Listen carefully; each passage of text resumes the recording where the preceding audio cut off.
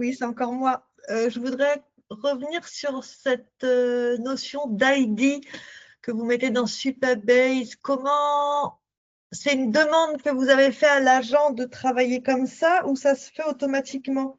En fait, je ne travaille pas encore sur agent, je travaille vraiment que dans Claude Code par VS Code, mais est-ce que je pourrais lui demander la même chose justement par rapport aux prospects, aux clients, aux gens avec qui j'interagis et comment je peux demander ça? Ouais. Donc dans les ID, on les crée pas nous-mêmes.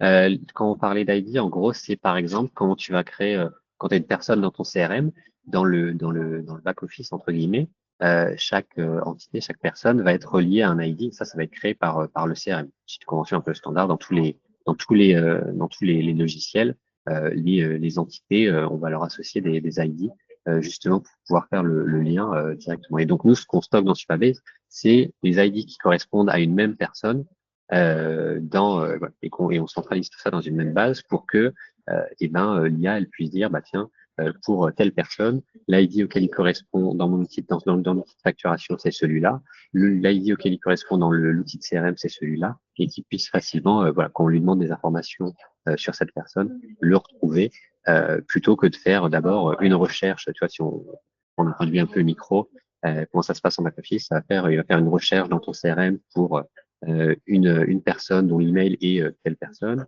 enfin dont l'email est ceci, puis il va trouver l'ID, puis avec l'ID, il va récupérer la fiche de contact et trouver les informations. Donc voilà, on optimise en pré-mâchant ce travail-là encore une fois, relier une même entité dans différents outils.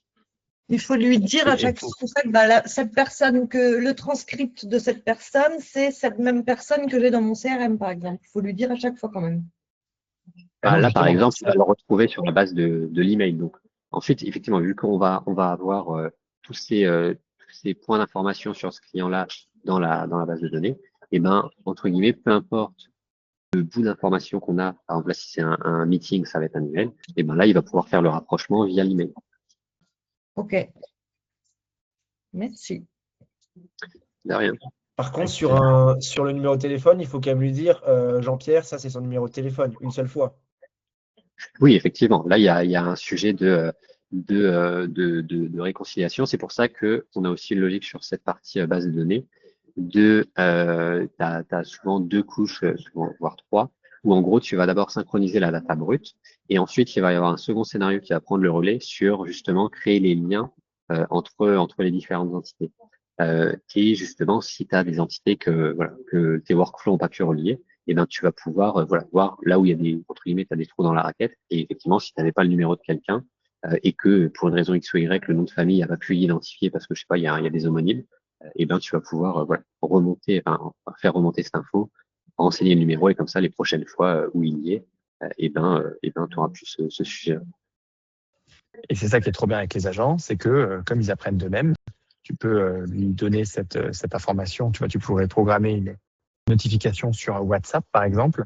Il dit OK, j'ai bien reçu le transcript de la personne que tu as eu au téléphone à 13h30, mais j'ai pas su retrouver parce que le numéro de téléphone correspond à personne.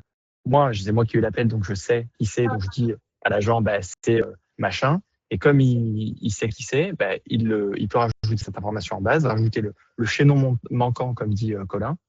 Et après, on n'a plus jamais de souci puisque l'information est rentrée en base après. Oui, effectivement. Et en posant la question, en fait, je me suis dit que si jamais le numéro de téléphone est stocké dans le CRM avant l'appel, en fait, il va pouvoir le retrouver dans tous les cas. Donc, il n'y aura pas ce problème-là. Donc, c'est vraiment dans le cas extrême où le numéro de téléphone est stocké nulle part et qu'on a le mec au téléphone, mais que ça arrive. Mais dans ce cas, il vient t'envoyer une notif. Et c'est ça la beauté du truc, tu vois. C'est que ça va pas rester une donnée morte. Comme tu vois, un CRM, c'est toujours la galère à remplir. Personne ne remplit un CRM. Sauf quand tu as des automatisations qui tournent et qu'en fait, tu n'as plus toi qu'en tant qu'humain à arbitrer sur ces cas-là et à dire bah oui, c'est moi qui le colle, je sais qui j'ai eu. Très clair, merci.